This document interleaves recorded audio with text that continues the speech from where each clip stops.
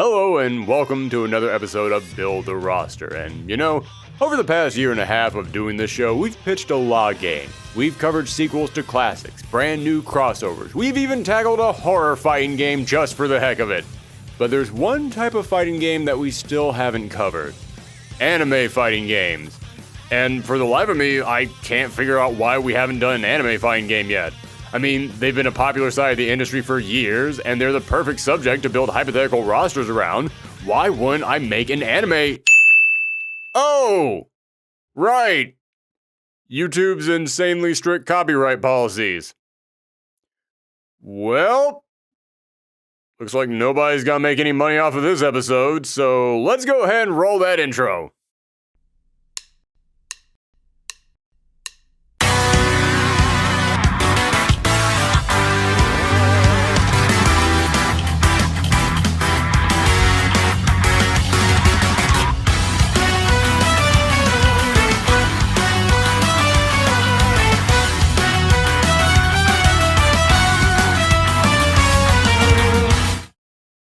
Yes, hello everyone, and welcome to another episode of Build the Roster, the show where we take a hypothetical fighting game and build our dream roster around it. And ever since we started this show, we've gotten a lot of requests for potential games to cover. But one title keeps coming up time and time again. Dragon Ball Fighterz 2. Yes, Dragon Ball Fighterz was a smash hit for the fighting game community, bringing in huge sales and receiving tons of praise for its fast-paced gameplay, clever mechanics that paid homage to the original series, and of course, those crisp, clean graphics that nobody does like Arc Systems. And earlier this year, the final DLC character was released, so of course, this prompted everyone to start asking, so, when's the next game coming out? I mean, this game was a huge success, fans loved it, why wouldn't you make a sequel? And as I said, as someone who runs a show where we pitch hypothetical rosters for potential fighting games, you bet people have been requesting we do a show on Dragon Ball Fighterz 2. There's just one problem with that. I don't think there should be a Dragon Ball Fighterz 2.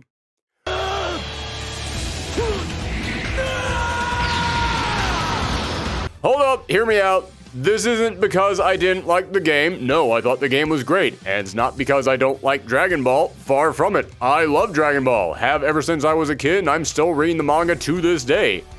It's just that when it comes to the idea of a sequel to Dragon Ball Fighterz, there's one big problem that we're running into. You see, fighting games today are not what they used to be. Back in the day, if a Dragon Ball game got made, you'd want to see a sequel to it because you would love to see what new characters could get added to that roster. But these days, if you want new characters in a game, you just put out DLC. Which Dragon Ball Fighterz did. A lot. But when it comes time for a sequel to get made, due to updated graphics or gameplay adjustments or whatever other changes might get implemented, that roster number is going to be cut down. Way down. And when Dragon Ball Fighterz started, it had a base roster of 24 characters, and over time, it added enough characters to jump up to 43. But if Dragon Ball Fighterz 2 came out, they would probably cut that roster back down to 24.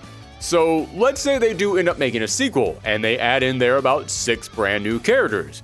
That would mean only 18 characters from the previous game would return. So I ask you, who could they possibly add to this game to justify getting rid of 25 characters? Who you would then have to spend a ton of money on to rebuy as they got re-released as DLC. Yeah, you see my problem with making a Dragon Ball Fighterz 2? When it comes to the idea of a sequel to Fighterz, all I can think of adding in there are some new mechanics, which they actually just did a few months ago in a huge update to the game, so that's already been taken care of. And implementing rollback netcode so the game can finally play decently online. Which will not happen, because despite being made by Arc Systems, this game was paid for by Bandai Namco, and their fighting game division is headed up by Katsuhiro Harada, a man so dedicated to delay-based netcode, it must have saved his life when he was a kid, and now he owes it a blood debt. So if we're talking about a sequel to Dragon Ball Fighterz simply because we want to see more characters added to the roster, I personally think we'd be way better off just asking for another season of DLC. However, just because I don't think there should be a Dragon Ball Fighterz 2 doesn't mean I don't think there should be a sequel to Fighterz. Yet the idea of taking a beloved anime series and giving it a 2D team-based fighter with quick Marvel-style combat, over-the-top supers, cinematic dramatic finishers, and those crisp and clean graphics that make it feel like you're controlling a fight from the show itself, that's just too good to keep to one franchise. And you know, Bandai Namco published Dragon Ball Fighterz, and Dragon Ball isn't the only anime that they own the game rights to. They also own the rights to, like, almost all of them. It's actually kind of crazy. Bandai Namco is like the cranberries of video games. They get into everything.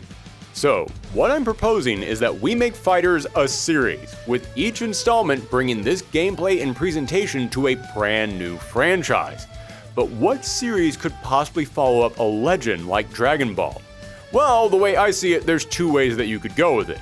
You could either go with the staple, that series that has been around forever and is still popular today and still one of the most dominant names in anime, or you could go with the new hotness, that series that is still relatively new, but still got a huge fan base and is massively successful.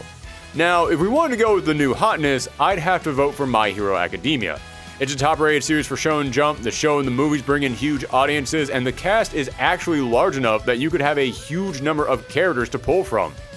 But I feel like if you're going to be the second game in the Fighterz series, then you need to be something that can stand next to Dragon Ball. In other words, another long-running series with huge cultural impact. That means sticking with the old staples, and when I think of series that have been around for decades with a huge influence, there's three that come to mind. One Piece, Naruto, and JoJo's. And out of these three, I'm picking One Piece. Not for any personal reasons. Heck, I'll admit, out of all the series I just listed off, it's the one I probably have the least connection to. But because when you look at the raw numbers, yeah, One Piece is the clear answer. After over 1,000 chapters, it is still consistently one of the top-rated manga in the world. They still have brand new movies coming out. They had their own theme park until recently. Heck, there were people at the Olympics this year striking Luffy and Frankie poses. Από το One Piece είναι το Gear Second του Luffy. Είναι ένα power up του Luffy. If any series out there is big enough to follow up Dragon Ball, it's One Piece. Plus, JoJo and Naruto have both had pretty decent fighting games in their lifespan, while One Piece has had, yeah, really just some super unbalanced arena fighters. It's about time that the Straw Hat Crew got a fighting game worthy of the impact they've made. So yes, today on Build the Roster, we're going to pretend like Bandai Namco has joined up once again with Arc Systems to make the next installment in the Fighterz franchise, all based around everyone's favorite Rubber Man and his band of pirates, and it's up to us to build that roster. And normally, this is the part of the show where I go into some big, crazy, overly convoluted description about how many characters we're going to have in this roster and why we're picking that size, but not today. No, today our roster size is relatively simple. As I said, Dragon Ball Fighterz launched with 24 characters. We will also be launching with 24 characters. Well, sort of. Remember, one of the titular fighters was a brand new character made just for that game, and Arc Systems does kind of love inventing brand new characters for their fighting games, so we can assume that would probably happen here as well.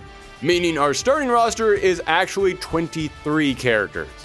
And just to shed some light on that, let me just say, I've had some tough rosters to put together before. This one was a doozy, because if you read or watch One Piece, then you know the cast of One Piece is massive. Most series might have a hard time filling out 23 roster spots. One Piece creates 23 new characters each season. You can make a fighting game around every single story arc of One Piece and you would still leave out beloved characters, so yeah, we've got our work cut out for us today. Also, it is worth mentioning that while the whole point of this is to bring several gameplay and presentation elements from DB Fighterz into this game, we would of course spice things up to make the gameplay a bit different. Which we would kinda have to do because the cast of One Piece is very different from the cast of Dragon Ball. In Dragon Ball, everyone can fly, move at super speeds, and fire out energy blast. In One Piece, you got a guy who fights with rubber arms, you got someone who fights with a big robot body, you got a guy who uses music as a weapon, then over here you got Hot Topic Magneto. Yeah, the cast of this series is super unique. So to show that off in this game, I'd say let's take some inspiration from another Arc System fighter, BlazBlue. In that game, there's a button called the Drive ability, and each character in BlazBlue has 3 basic attacks, but then they each have their own unique drive ability. Well, in Dragon Ball Fighterz, Each character had 3 basic attacks as well, and then they had a special attack button that typically just resulted in an energy blast. However, in One Piece, most characters don't have energy blasts. So let's make the special attack button just that. A special attack that is unique to every single character, just like the drive ability. This would be a way to really show off the variety of powers and playstyles in this cast, and would help this game to feel different from its Dragon Ball brethren. Also, as long as we're talking about things to keep in mind, going to just give 2 heads up on this. 1, normally on this show, I like to use a lot of clips from the source material to give examples of what I'm talking about and to give each character a big introduction, but yeah, I wasn't joking in that intro. YouTube's copyright policies are strict, meaning the more footage I use in here, the more of a chance I run into of this video getting demonetized, blocked, or even getting my channel a strike, so yeah, I'm kind of walking into a minefield of legal problems on this one. So I may end up using a bunch of still images or footage from the video games for this one rather than actual clips from the show. Same thing goes for the music. One Piece has amazing songs, none of which you will be hearing today. Except for this one. Here's how the story goes, we find out about a treasure in the Grand Line, there's no doubt. The pirate whose eye is on it, he'll sing, I'll be king of the pirates, I'm gonna be king. If that's the thing that gets this video demonetized today, totally worth it. It's too stupid not to play. Also, normally I wait until the end of the video to say something like this, but considering that we are running the risk of getting this channel in trouble just by making this video, if you guys haven't subscribed yet and you enjoy these shows, then maybe think about doing that. Just saying, that would help us out a lot and would make these videos all worth it, so thank you. And as for the second heads up, this one is just for the die-hard One Piece fans out there. Going to warn you guys right now, we will be taking some liberties on these characters, because one of the things that makes the cast of One Piece so unique is the wide range of characters in the series. And I don't just mean their personalities or powers, no, I specifically mean their heights. Yeah, the heights of One Piece characters are all over the place. You will have characters 5 feet tall hanging out with characters that are 12 feet tall, and then they're just straight up 100-foot tall giants walking around like it's nothing. And because of that, it does make coming up with this roster a bit difficult. We will run into a few Ridley cases here where some characters might just be too big. So we may have to adjust them a few feet. Don't worry, tall characters will still be tall, just maybe not twice the size of everyone else. So, just something to keep in mind. And if that bothers anyone, I'd like to remind you that even the series itself changes characters' heights from shot to shot in order to make them work in every single scene. So, yeah, I think it's acceptable. But that's it. That is everything that we need to get out of the way. Everything is in ship shape and we are ready to sell out. So without further ado, I present you with your starting roster.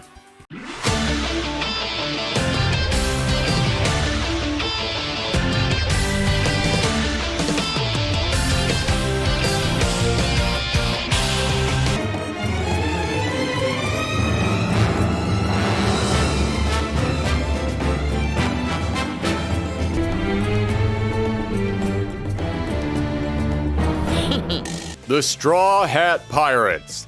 Yeah, I'm not even going to try and hide these characters to keep you all in suspense, because was there any doubt that the entire cast of the Straw Hat Pirates would be in the starting roster?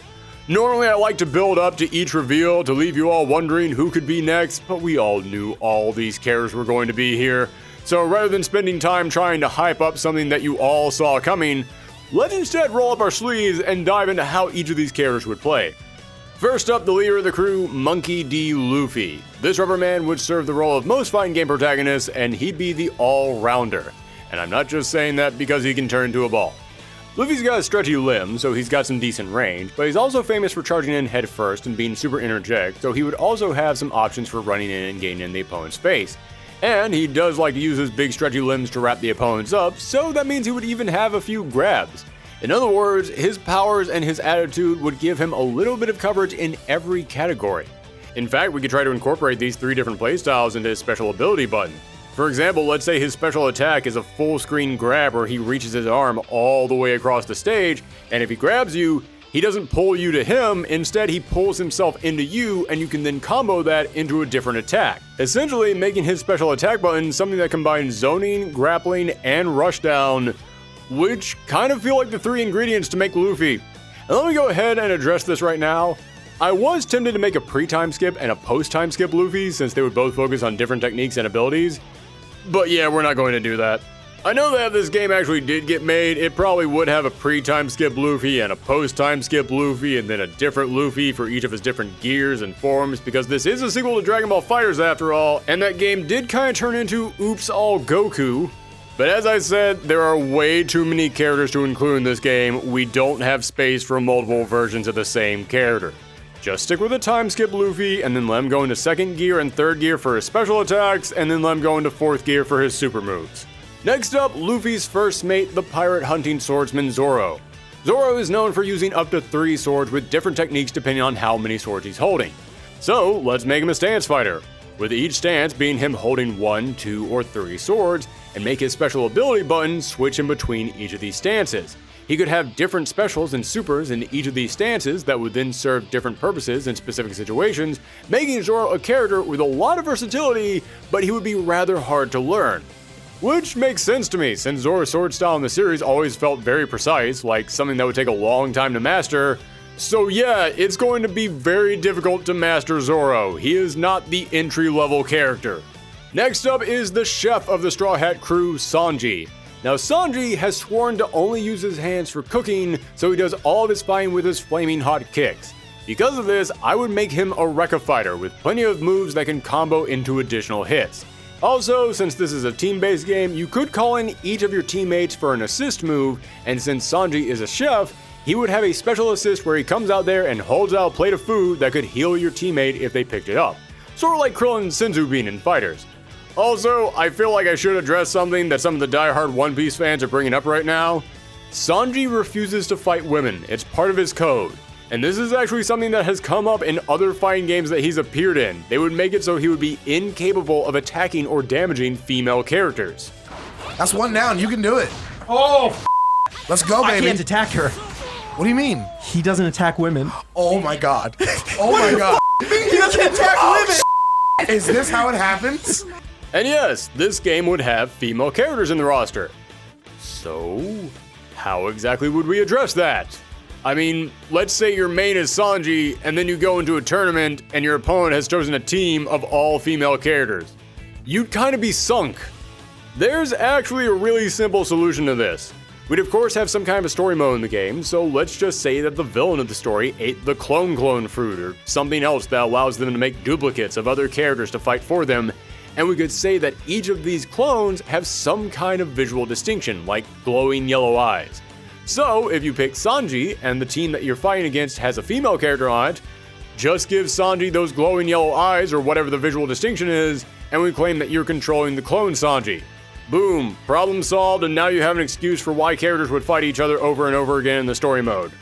Next up, the crew's navigator, Nami. In the series, Nami uses a staff that allows her to alter the weather with a wide variety of attacks that include rain, lightning, bubbles, and so much more.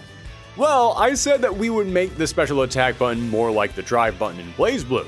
And I'm about to make that comparison way stronger because I picture Nami would kind of play like Nine the Phantom. If you watched our Guilty Gear Cross BlazBlue episode, card popping up right there if you haven't, then you've already heard me go on about this, but Nine has one of my favorite playstyles of any character in any fighting game. Because when Nine attacks, she adds a stock to her timeline, a different stock for each of her 3 different attacks. Then, if you hit your drive button, she unleashes a special move based around the combination of the last 3 stocks you've built up. Yeah, that is super creative. She is a witch whose special ability is crafting a brew with your attacks as the ingredients. So, I'd say we just do the same thing with Nami. Have her special ability button summon out a weather attack based on the inputs that led up to it. Not only would that allow you to bring out a wide variety of moves, but remember, Nami is the ship's navigator. That means that you are essentially using each of your attacks to plot out a course to your special ability. Okay, fine, I may be stretching a bit on that last part, but I still love this idea, so we're sticking with it. Next up is Usopp, and this will come as a shock to absolutely no one, but the marksman of the team will be a zoner. Make him weak up close, but super strong from a distance, and specializes in keeping people away. In fact, when it comes to close-range combat, he would really only have one option. We could give him an impact dial that could store up a punch from an enemy, then after it takes that punch, it can then release it to push the opponent back away, where he can once again begin zoning them out. And for his special ability, let's say you hold the special button down and he stops moving and starts aiming at the opponent. While you hold down the special attack button, crosshairs would continuously appear on the enemy, then when you release the button, you'd fire off one shot for each crosshair that locked onto them. I know that sounds broken, but remember, you could block this attack and Usopp couldn't move while he was aiming, making this move very risky. Following up Usopp is the team's doctor, Tony Chopper. Yes, this adorable little ball of hair and antlers is a reindeer that ate the human fruit. I feel like I probably should have explained to everyone out there what devil fruits are before I actually started that sentence. Basically, devil fruits are magic fruits that give you superpowers if you eat them, and because Tony ate the human fruit, it allows him to transform into a human, but through experimentations, he was able to find ways to transform into a wide variety of other forms, each with unique abilities designed for specific situations. So, let's take that idea and apply it to his playstyle.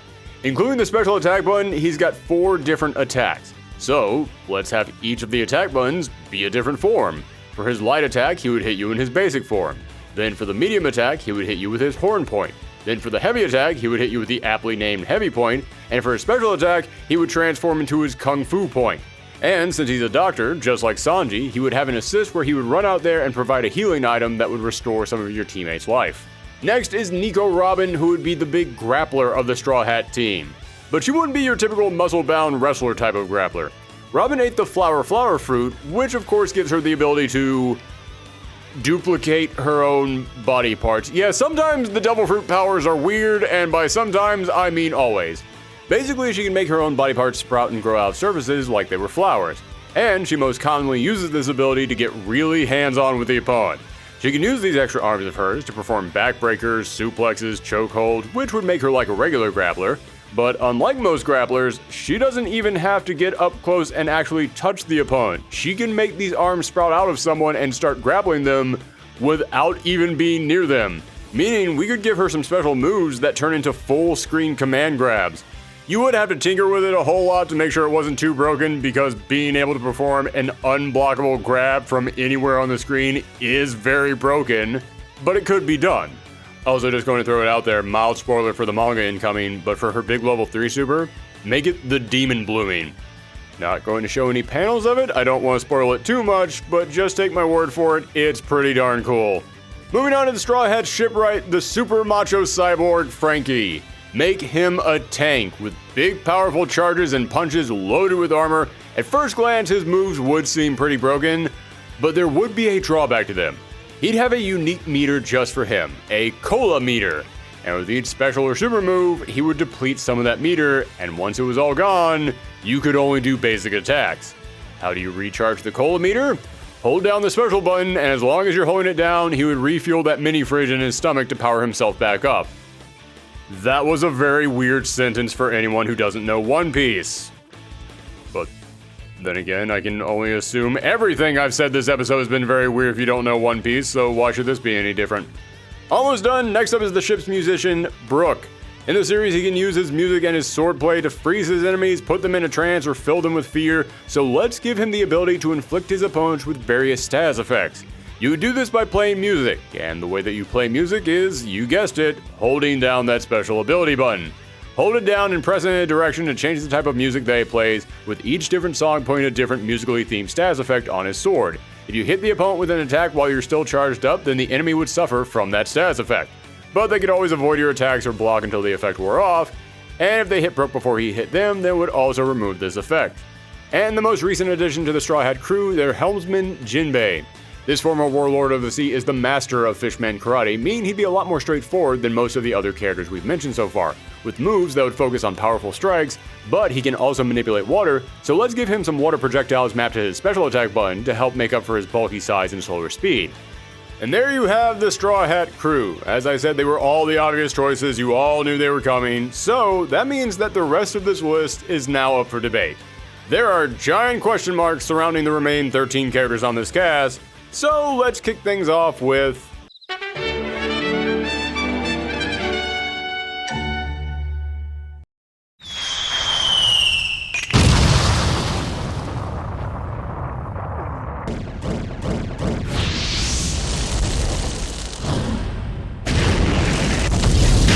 Ever since you were little, you've never listened to a word I said, have you?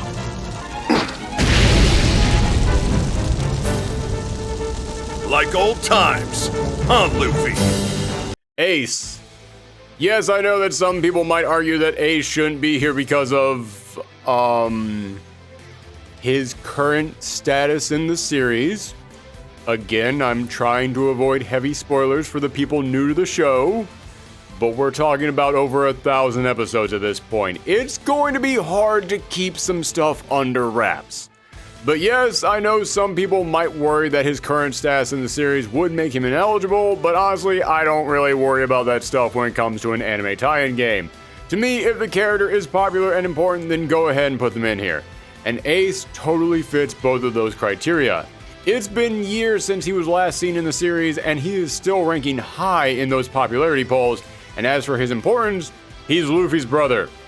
I don't even think I need to go into any further details. That gets you in right there. Also, his powers are great. He has the ability to turn his whole body into flames, so we'd of course give him some projectiles, but not enough to make him a full-blown zoner.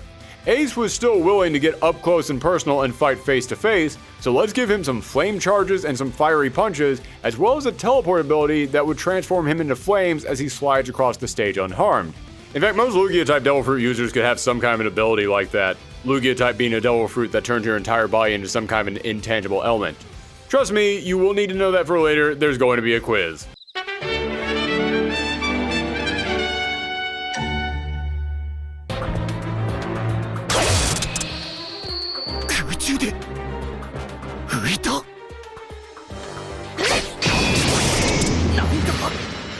Carrot. I'm including Carrot because this rabbit girl of the Mink tribe isn't just incredibly popular, ranking in the top 10 of the annual One Piece popularity poll, but also because even though she isn't an actual member of the Straw Hat crew, I feel like I should have just put her in there with the Straw Hats anyway, because she has been on multiple missions with them at this point, and if I had to bet money on it, I'd say it's only a matter of time until she officially joins the team, so let's just go ahead and include her now.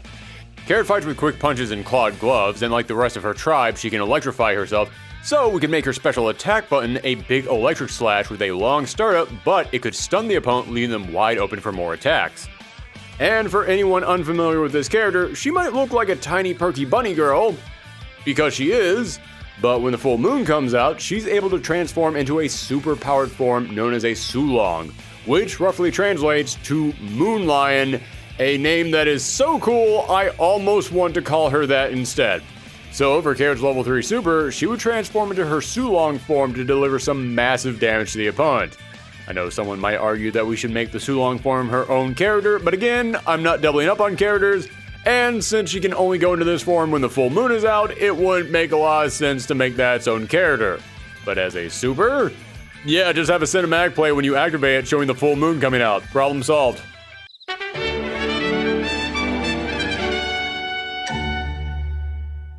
Don't let him cut you, man. Just stay away. Look, as long as you're in this vicinity, you're like a patient on an operating table. Law is the surgeon of death. He'll end you. Let's move away from the allies and onto some of the rival pirates. There are a lot of other big bounties out there vying for the title of King of the Pirates. In fact, the series has spent several years hyping up what they refer to as the worst generation. The 12 pirates who are destined to change the world. So, of course, we have to include a couple of them, and arguably the biggest name, or at least the most recurring face among them, is Trafalgar Law. He's a pirate who uses a long sword that would of course be his primary weapon for all of his basic moves, but the most important thing about him is how we would work his special Devil Fruit powers into his gameplay. Law ate the Op fruit, which allows him to create an invisible sphere around him, and he can move and control anything within that sphere, essentially creating an operating room where he can manipulate people inside of it. Now, we could obviously work that into his supers, but as for how we could use it in his regular combat, once again, let's take some inspiration from BlazBlue. In that game, there's a character named Bullet, and when she activates her drive, a ring appears around her, and if an opponent crosses into the line of that ring, she zooms over to them and does a combo. Let's use that same concept, and if Law holds down his special ability button, then he would form a room around him. And if an opponent enters that room, then he could enter a follow-up command, and he'll either slash them, throw them back, or swap places with them to mix them up. I think for an ability as specific and imaginative as Law's, that's about the best way that we could possibly implement something like that into his regular gameplay.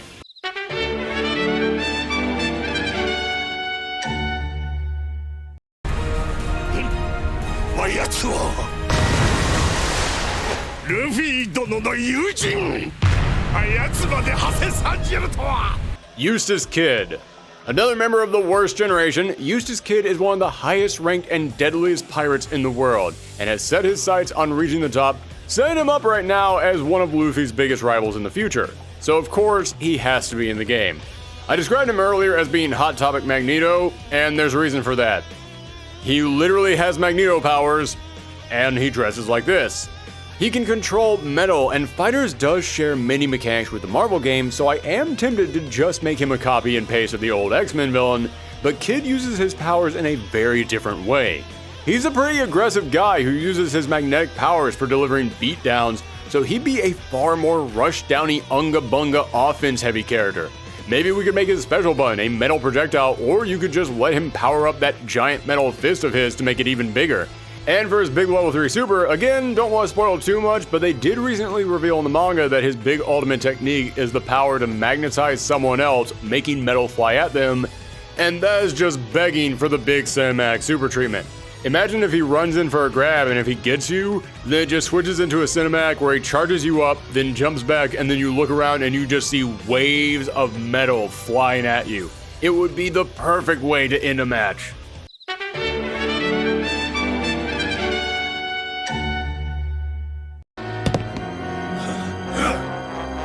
Would you like to know why? Because no matter what I do, why, even if I were to commit murder, the world would forgive me.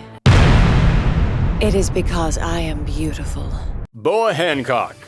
Boa Hancock is the leader of her own island of Amazons and a warlord of the sea who has sworn revenge against all men. Except for Luffy, who she is madly in love with. She's also another character who, even if she hasn't been in the series in a while, she continues to rank high in those popularity polls, so she's a big deal within the story, and she's a fan favorite, she gets in. Boa has the power to shoot out a heart-shaped projectile and can turn people to stone. So, that feels like the perfect ability to map to her special attack button. If you tap the button, then it would fire out a short burst that would be good for projectile coverage, but if you hold it down, she would fire out a continuous beam, and if the opponent stayed within that beam for a period of time, then they would turn into stone, leaving them wide open for Boa to run in and start up a combo. Which she would be pretty good at, because Boa just feels like she would be a combo fiend to me. That character who might not hit very hard, but you can just keep linking all of her moves together. And considering how tall she is and the fact that she has a snake that can attack alongside her, she would have some pretty decent range to all of her attacks. But alright, that's enough of the heroes and the allies and the rivals. It's time to talk about villains.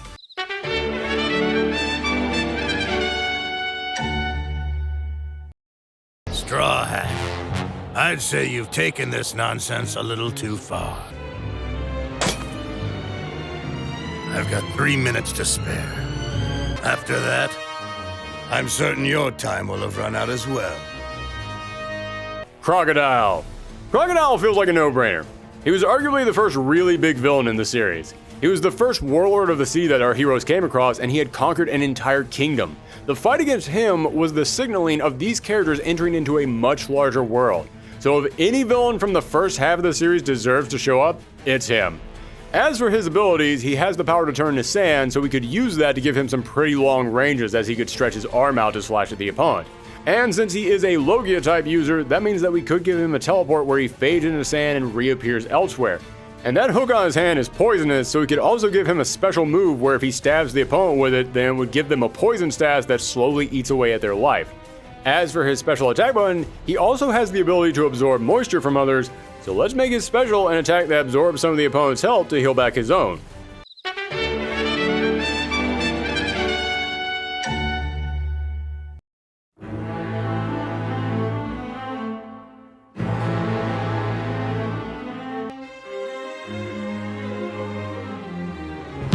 We have come to rescue this broken kingdom. So say hello to your new ruler, Don Quixote do Flamingo. Don Quixote Don Flamingo. Don Flamingo was one of the most hyped up villains in the series history. He first appeared in chapter 233 of the manga, and the storyline where they actually fought him didn't start until chapter 700. One Piece is a series that loves to set up stuff that won't play out for years, and Doflamingo is the embodiment of that. For almost 500 chapters, this guy just kept popping up over and over again to smile at the camera and say, yo, I'm gonna be a big deal one day, so you all better get ready for it. So if you're putting a One Piece fighting game together, he has to be in there. Now, Don Flamingo ate the string fruit, meaning he can use strings to grab the opponents, control them, or slice them to pieces. So as you can imagine, he would have some pretty good range to all of his specials. We could even give him the ability to set up some traps on the field that would tie up the opponent if they happen to move into them. And as for his big level 3, probably my craziest idea of the entire episode, but his storyline came to a peak when he put a razor-sharp string around the entire city and started closing in. So, let's have his big level 3 be him putting up a cage around the entire screen, and for a period of time, the borders of the screen would start to close in on the opponent, and if they hit it, then the opponent would take damage and bounce off of it, setting up for a wall combo. Again, you would have to tinker with this thing like crazy to make sure that was fairly balanced, but this is an Arc Systems anime fighter. You know these supers and specials are going to get weird. Let's go ahead and get weird with it.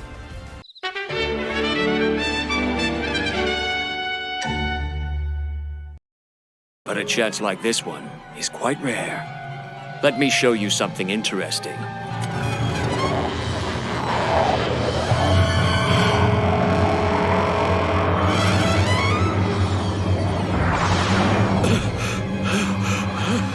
Rob Lucci. One of the most epic storylines in the history of this series was the Enies Lobby arc, where Nico Robin was kidnapped by the world government's secret team of assassins, the CP9, and Rob Lucci was their leader. Now, unlike a lot of other villains in the series, after his storyline was over, he continued to pop back up over and over, either in the main continuity or in the movies. So he's totally got the staying power to make it into this roster. As for his playstyle, once again, I will be taking inspiration from BlazBlue. I swear when I set out to make this episode, I did not mean for this entire thing to just be one huge advertisement for that franchise, but what can I say? That drivability really lines up with a lot of the characters in this show. Rob Lucci has mastered 6 techniques that make him a master assassin, and he also ate a devil fruit that lets him transform into a giant leopard to enhance his already brutal powers, but he tends to hold off on using that leopard form unless he absolutely has to. So for his playstyle, I'm taking inspiration from Susanoo. In BlazBlue, Susanoo has 8 special moves or supers, but he starts the match unable to use any of them. But every time that he connects with a hit, he has a little meter down at the bottom of the screen that moves from one ability to another. Then, when that meter is over the move that you want to use, you can hit the drive ability to unlock it, and then he can use it for the rest of the match. That sounds needlessly complicated, but trust me, his moves are so strong, you need to lock them away. Otherwise, he would take out the opponent in no time. Well, I'm picturing something similar for Rob Lucci. Let's say he has 6 special moves, one for each of his different assassination techniques. Most of them would be attacks, but his Iron Body ability would be a counter. And if you successfully hit your opponent with each of these 6 moves, they couldn't be blocked, they would actually have to make contact.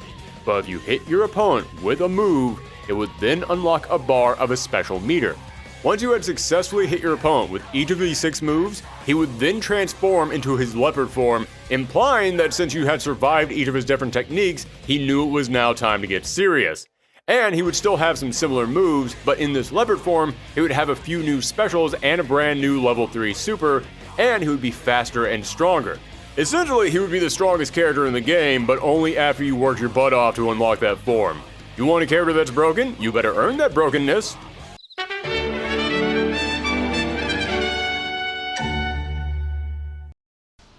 Okay then, we're going live in 5, 4, 3, 2, 1, action! We're live here at Marineford, surrounded by the dead bodies of pirates and marines. Wait, is that who I think it is? Oh, it is! I can't believe it's him!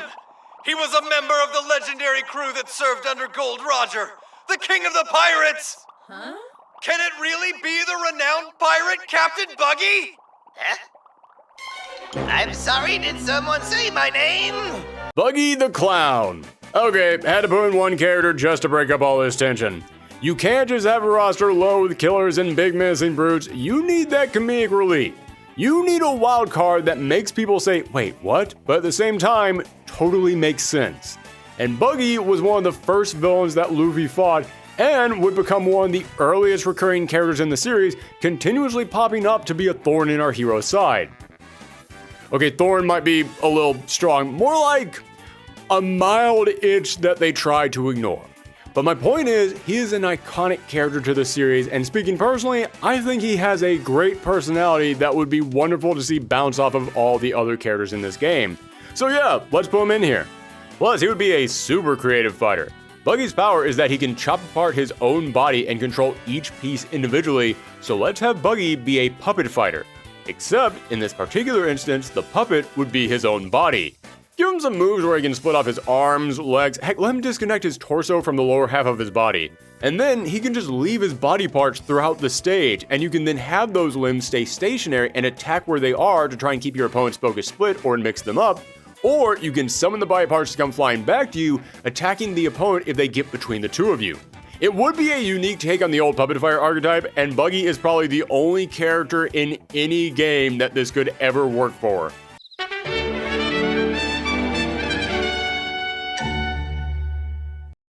We have to run! Go!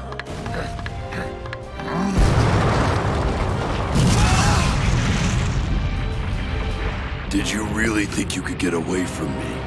Why don't you save yourself some trouble and let me kill you? Aka Inu. We need to get some of the characters from the Navy in here, and there's 4 big contenders for that position.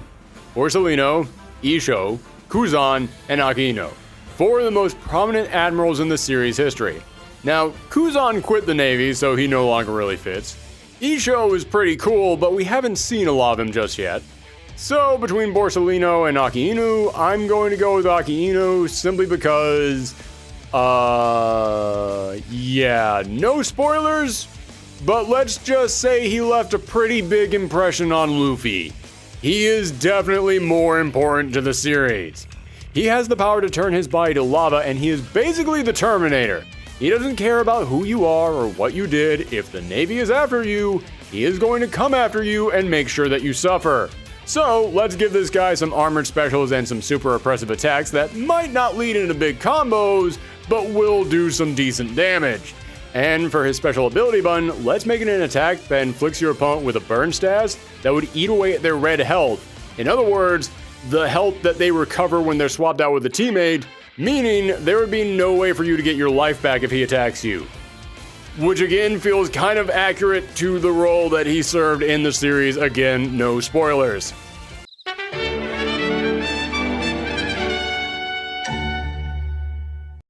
This is a wake-up call to all the boring peace lovers, the half-assed pirates, the fat-headed fools in world government. We all must answer to the hand of fate. And fate has chosen me to conquer this world! Marshal D. Teach. Marshal Teach, better known as Blackbeard, is one of the most threatening villains in the series, despite the fact that we haven't yet seen a whole lot of him.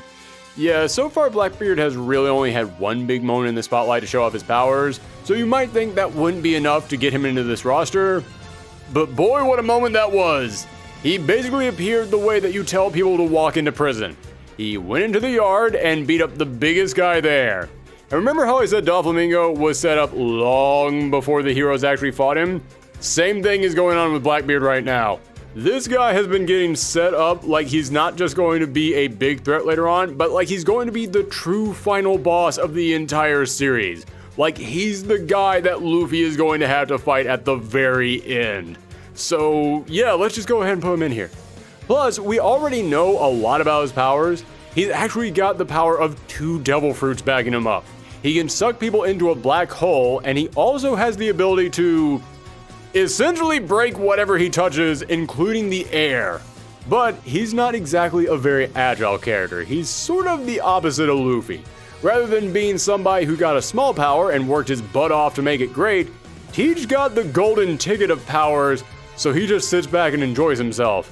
So yeah, let's give him super powerful attacks, but make him big and slow so he'd be an easy target. Also, if he sucks someone into his black hole, he can steal their devil fruit powers, which is why he has 2 devil fruit powers. So let's make his special ability a grab that doesn't damage you, but it does replace his special ability button with one of your specials. Yes, you heard me. We would make this guy the Kirby of One Piece fighters.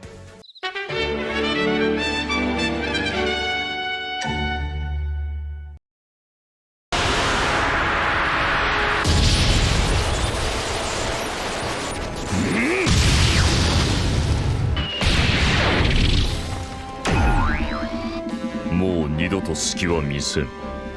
また振り出しだな。 Charlotte Katakuri. We need one of the more recent villains from the series to keep the roster up to date, and Charlotte Katakuri was the big final villain had to fight at the end of the last major storyline in the anime, and that fight against him is considered by many of the fans to be one of the best in the entire series, so when it comes to recent villains to include, he's our man. And he actually fights similarly to Luffy, because while Luffy gained the power of rubber, Katakuri has the power of mochi, which, granted, when I say it out loud doesn't sound all that impressive, but the series makes it work. Basically, just like Luffy, he can change the shape of his body, which would allow him to deliver long, stretchy kicks and punches, but he can even create duplicates of his body parts, which would allow him to create a flurry of fists that could just fill up the entire screen. But that's not what makes Katakuri so special. In One Piece, people can focus their haki, which is sort of like their ki, or the force, or... Listen, it's the magical energy that people can use to do crazy super moves. I'm sure someone in the comments can give you a much more detailed explanation, but we are deep into this video and I'm not even done with the starting roster, so we need to keep this thing moving. As I was saying, people can focus their haki into different aspects, and Katakuri put most of his haki into the power of observation, giving him the ability to see a few seconds into the future, making it next to impossible to hit him. So let's map that to his special ability button and make it a dodge that if you pull it off at the exact right moment, you would avoid an attack and it would slow the opponent down for a split second, leaving them wide open for a counterattack. I know that giving someone a counter mapped to a single button does sound kind of broken, but in order to pull it off, you would have to do it at the exact right moment. Otherwise, you would be the one now wide open. So, while it would be a good move, it would have a fairly large drawback if you mess it up. Now, we've got one more character left in this starting roster, and I know we just did a bunch of villains in a row, but to close this out, I'm going to swing back to the hero side.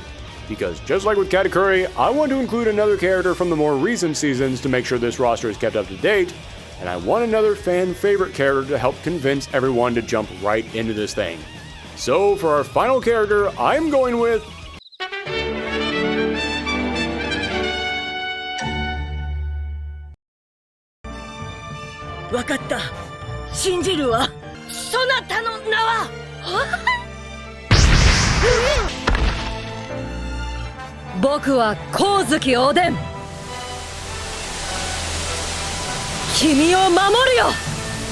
Yamato.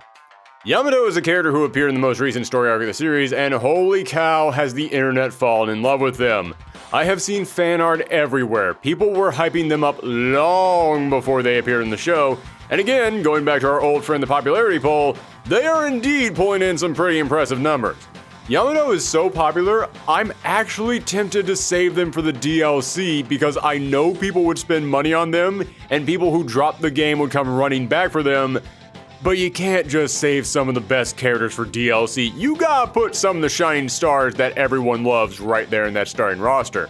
As for how they would play, they're tall and they carry a massive club, so that means they would have some really strong range on their attacks. And as for their special moves and supers, it would be them transforming into their big magical wolf form. As for their special ability button, Yamato can imbue their weapon with lightning-like effects, so let them perform some attacks with this button that add lightning to their club to give it some extra range. I know all that sounds a little bit basic, and I am tempted to make them a little bit trickier to play and think up some weird mechanics to give them, but as I said, Yamato is super popular right now, so yeah, let's make them one of the more accessible characters in the game so people jumping in because they just want to have fun with characters they like can easily pick them up and start pressing buttons. So there you have it, the starting roster for One Piece Fighters, the next phase in the Arc Systems anime fighting series that will probably never come, but it is fun to think about. Ace, Aki Inu, Boa Hancock, Brook, Buggy, Carrot, Charlotte Katakuri, Chopper, Crocodile, Doflamingo, Eustace Kid, Frankie, Jinbei, Luffy, Marshall Teach, Nami, Nico Robin, Rob Lucci, Sanji, Trafalgar Law, Usopp, Yamato, and Zoro. And of course there would be the 24th character, the Arc Systems original character made just for this game. This gives us the entire Straw Hat crew, some of their allies, some of their rivals, some of the biggest name villains in the series, some old classics, and the new hotness. I feel like for a starting roster of 23, that's about as good of a spread as we could hope for. But you know what? When Dragon Ball Fighterz launched, it also had a decent spread of heroes and villains, but it was still missing a lot of the fan favorites, a lot of the weird, interesting picks.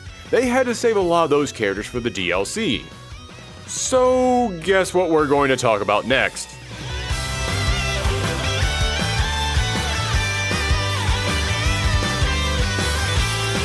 Yeah, remember the whole reason I said I didn't even know if we could have a Dragon Ball FighterZ 2 was because there were so many characters added in there as DLC that I didn't want to lose them all to make a sequel. I mean, some of the most popular characters in the entire game got added after it launched. So, that would probably be true for this game as well. Now, DB Fighters had 3 seasons of DLC with 8 characters in the first, 6 in the second, and 5 in the third, and I kinda hate that. Not the number of characters or the number of seasons, no, that was all great. It's just so weird to me when different seasons of DLC have wildly different numbers of characters. So let's keep the 3 seasons set up, but rather than going with 8, 6, and 5, we're going to stick with 6 characters every single season to make it simple. So let's kick things off with... Here comes a mighty warrior!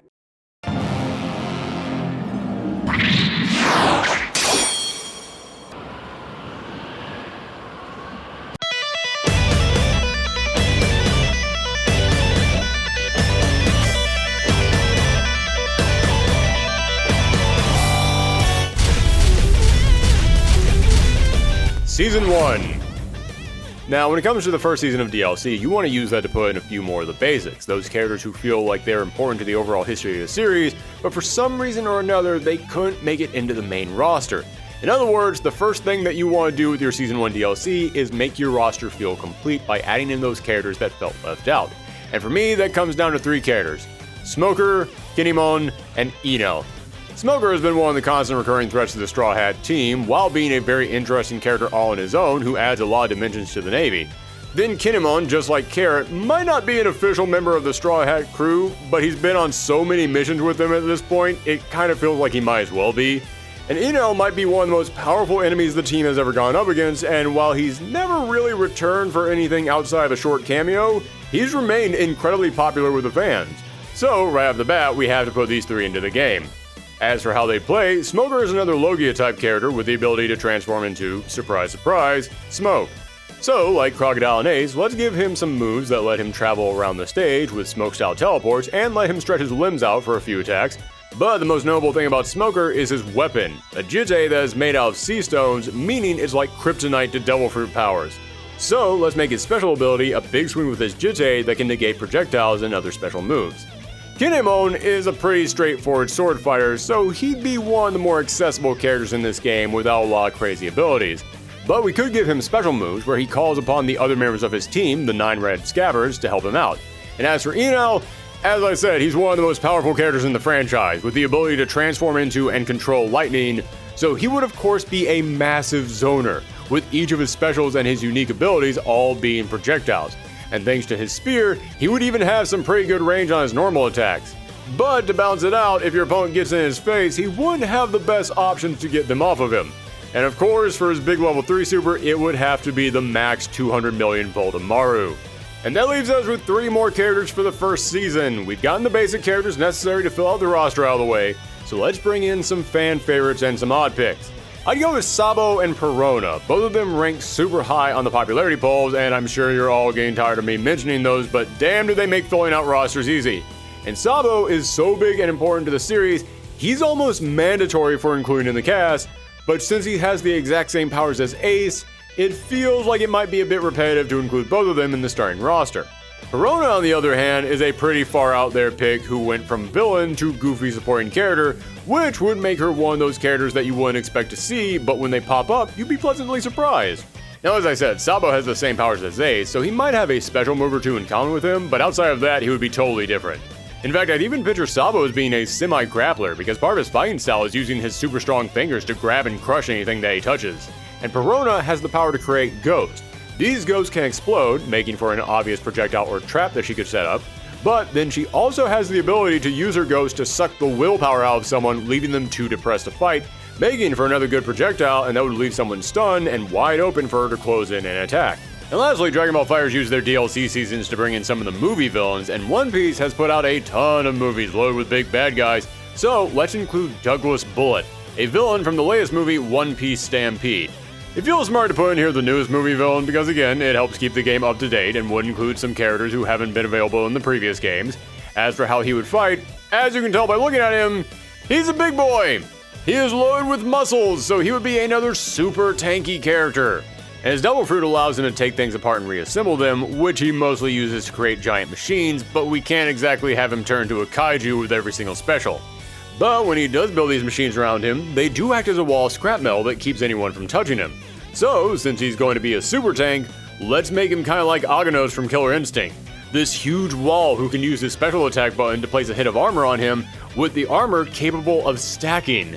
Again, he would be big, and that would mean he would be a huge target, and this is an anime fighter, so there would be tons of special moves that would hit the opponent multiple times. So, even though it sounds like this would be really broken, it really wouldn't be that bad. But when controlling a character like Douglas Bullet, you want them to feel like a juggernaut. You want them to feel like a character that can't be stopped for anything, and being able to pile multiple hits of armor on top of you would be able to do that. So alright, strong start to the DLC, some of the missing basics filled in, some fan favorites, and a movie character. But now that we've got all of that out of the way, we can get even crazier with... Here comes a mighty warrior!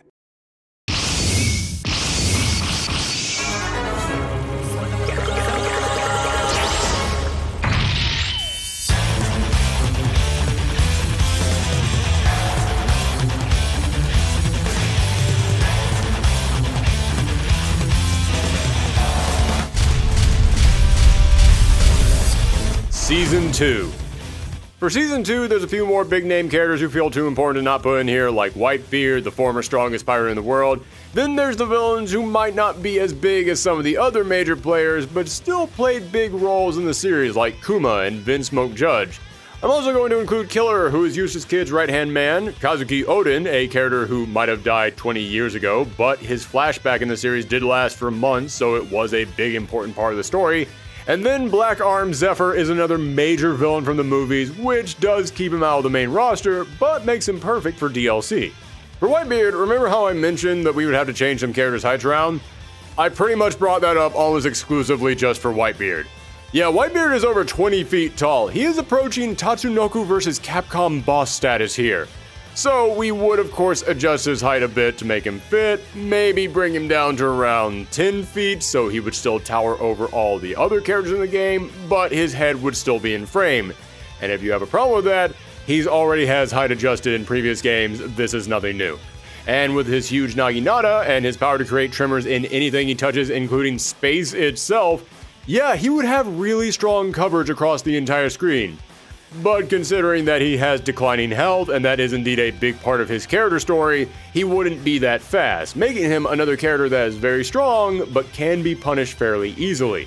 Next up, speaking of huge characters we'd have to shrink down for this game, Bartholomew Kuma. He's another one of the 7 Warlords of the Sea, at least before the time skip, which, hoo boy, did not treat him well. And he was also responsible for one of the few big losses the Straw Hat crew took, meaning he could be one of the few characters that we could put into this game other than Luffy, who would get a dramatic finisher on stage if they won. As for how he'd play, let's make this guy a wall. He has the power to reject others, so he can deflect attacks or even teleport people away. So let's give him some counter abilities, or maybe even a grab that teleports someone to the other side of the screen that leads into a wall bounce that he could combo off of. Next up is Vinsmoke Judge, leader of the Germa 66, a villainous Super Sentai team. Now, again, don't want to get too spoilery on this, but let's just say that Judge and the whole Vinsmoke family are a big part of one character's backstory, so it does seem appropriate for them to pop up in this game. Only problem is, which Vinsmoke do I choose? Again, there's so many characters in the world of One Piece that we could make a roster twice the size that we're doing today and still not include everyone that we want.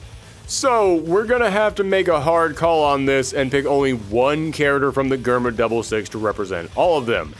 And that's exactly why I'm going with Judge. As the leader of this team of Super Saiyan soldiers, he wouldn't just represent them, he could actually use them all. Let's do with the Germa 66 what Dragon Ball Fighterz did with the Ginyu Force and put their captain in here and then let them summon out all the other members of this team for each of their special moves. Next up, 2 of the more basic characters, Killer and Odin. Neither of them have any devil fruit powers, at least none that have been revealed yet, so we don't have to think up any crazy abilities for them. They both use bladed weapons, Kazuki Odin sticking with the classic samurai swords, so we'd make him a more straightforward Zoro with some very high defense and maybe even some armored moves, because if you watch the series, then you know that his dedication has pushed him to do the impossible. And Killer uses two-bladed scythe-like weapons and has super agility, so we can make him a very quick character that flips and dips all over the screen to constantly cross up the opponent. Think of him like if Arc Systems tried to adapt Vega. And I'm not just saying that because of the mask, but it does fit. And lastly, got thrown in another movie villain, so let's go with Black Arm Zephyr. I looked around to see who One Piece fans said were the best villains in the films, and this guy was constantly coming up. So he's got that fan following, and he's a big deal in the lore, having trained many of the biggest names in the Navy. Also, he'd be the perfect character to end a season of DLC on, because while I'm referring to him as Zephyr, he eventually gave up that name and instead just went by the name Zed, which is another way to pronounce the letter Z. So, just imagine a final character announcement that starts with the One Piece Fighterz logo, and then slowly everything on screen burns away except for the Z in Fighterz, and then the silhouette of this guy appears behind it. He is just built for a hype announcement. As for how he'd fight, he doesn't have any devil fruit powers, he's just insanely tough and carries around a giant robotic fist. And after losing his family and his crew to pirates, his dedication to wiping out pirates borders on psychotic. So, make him the most unga-bunga character in the game who specializes in close-range combat. Make him a cross between a rushdown and a grappler, and you could even give him a gunfire projectile super to help him with characters that try to stay out of his range. However, Zed's getting up there in years, and he is tired after a lifetime of fighting, so his biggest drawback would be he wouldn't have the best defense. But if you knew how to get in there and apply pressure, he would be tough to beat. And that means that we now come to the final season, and if you watched this show before, then you know that whenever I talk about games' final season of DLC, I tend to say that's the season when you can break all the rules and implement gameplay mechanics that we never even dreamed of in the first season. That's when you can just go nuts. So, how nuts are we talking? Let's check it out in... Here comes a mighty warrior! By the time those jerks get back up, we'll be home free! Not him, too.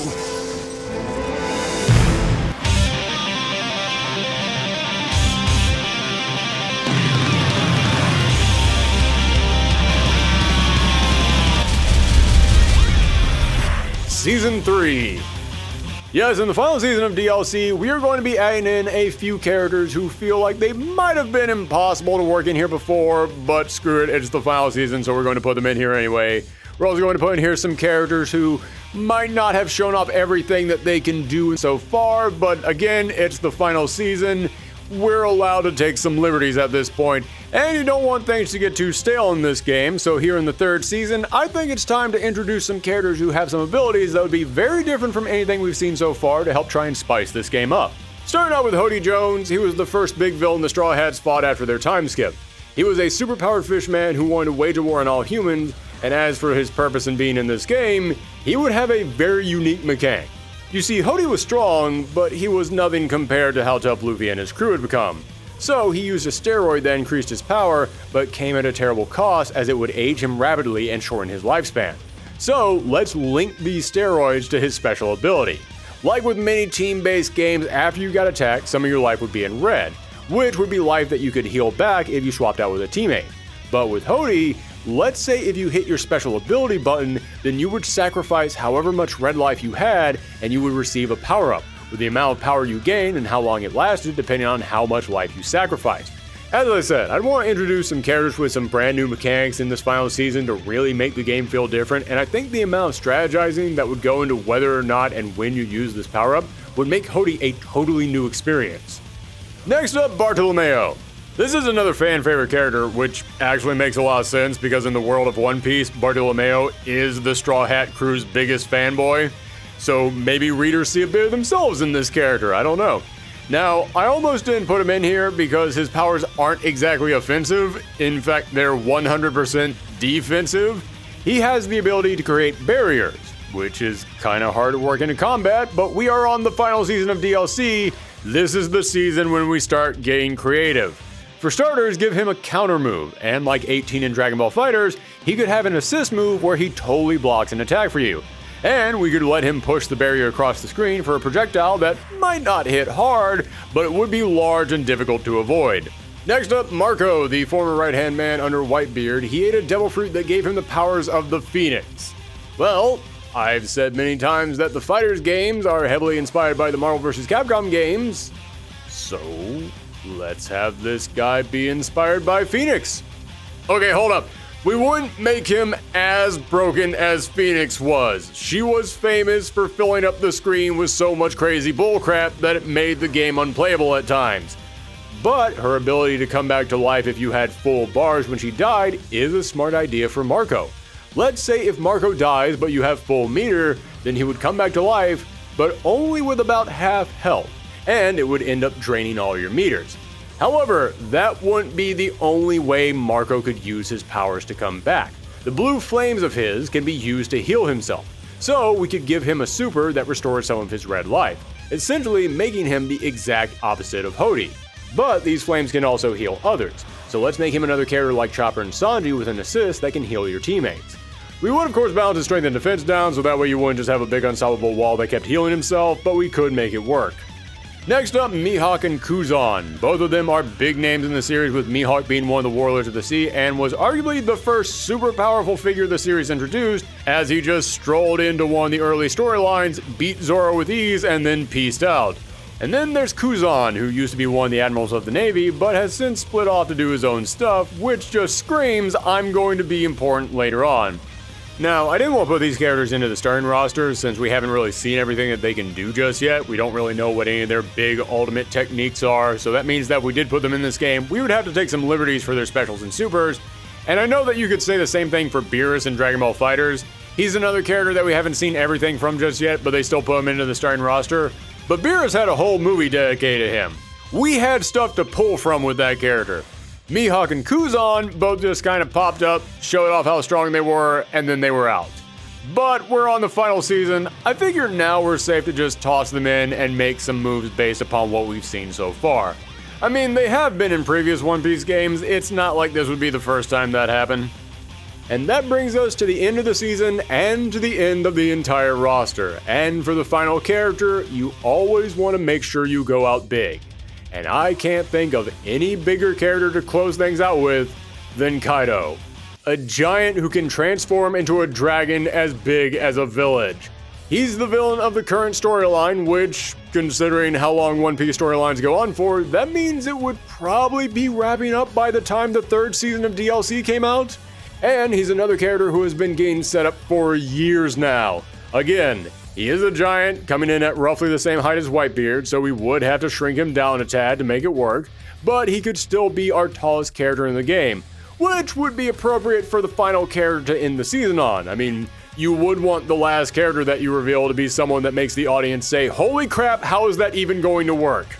And as I said, his Devil Fruit gives him the ability to turn into a city-destroying dragon, and well, remember how Dragon Ball Fighterz closed out their game with a character who had an insta-kill? Yeah, screw it. Let's just do that again.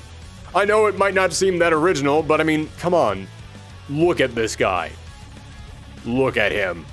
If anyone could wipe out a whole character in one go, it's him. And for the final fighter, you want to get crazy, and nothing says crazy like a character that can just destroy everything. Obviously, you would have to do some crazy stuff to pull it off, but that's for the fictional developers to figure out. I'm the fictional idea man. But that is our final roster for One Piece Fighters. As I said, we have no idea what Arc Systems and Bandai Namco are up to next. But after the success of Dragon Ball Fighterz and the rumors circling around that Arc Systems is working on a new anime fighting game, yeah, I don't think it's a stretch to say that a new Fighters game, either an exact continuation of the title or a spiritual successor, could be in the works. And if it is, well, hey, I'm not going to say it has to be this. No, not at all. I'm an Arc Systems fanboy. I'm going to buy whatever they make. But if it was a game with a cast like this, I'd be pretty happy with that. So let me know, what do you think? If Arc Systems was to make a brand new anime fighting game in the Fighter style, what series would you want to see them take on? Who would you want to see in that roster?